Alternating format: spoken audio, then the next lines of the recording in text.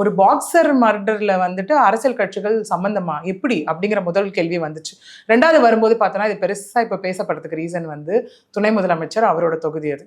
So அவரோட தொகுதியிலே இப்படி நடக்குதுங்க அப்படிங்கிற ஒரு விஷயம் வந்து பார்க்கப்படுது. ரெண்டாவது.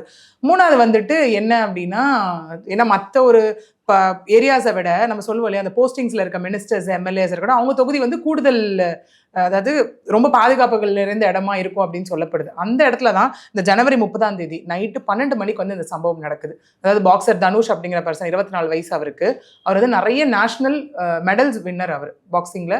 அவரோட கனவு என்னவா இருந்தது அப்படின்னா, தான் ஒரு போலீஸ் ஆஃபீஸர் ஆகணும் அப்படிங்கிறது அவரோட கனவா இருந்தது. இங்க அவரோட அப்பா அம்மா ராஜேஷ் ராதா அப்படின்னு சொல்லப்படுது. அவங்க வந்து ராஜாஜி நகர், கிருஷ்ணம்மாள்பேட்டை, ட்ரிப்ளிகன் இந்த பிளேஸை சார்ந்தவங்க அவங்க. ஸோ போலீஸ் கனவு இருந்ததுன்னு சரி, ஓகே போலீஸ் கனவு இருந்தது, அதுக்காக தான். அப்புறம் எப்படிங்க பாக்ஸர் ஆனார் அப்படின்னு நம்ம இங்கே பார்த்தோம்னா, அதுக்கு முன்னாடி அந்த ஏரியாக்குள்ளே நடந்த ஒரு பிரச்சனைனால வந்துட்டு அவர் மேலே 2 எஃப்ஐஆர் விழுந்துருச்சு.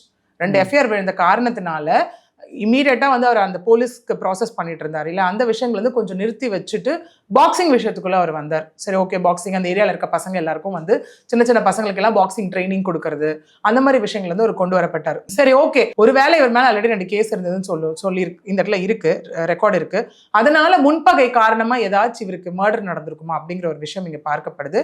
இதையும் தாண்டி என்ன சொல்லப்படுது அப்படின்னா,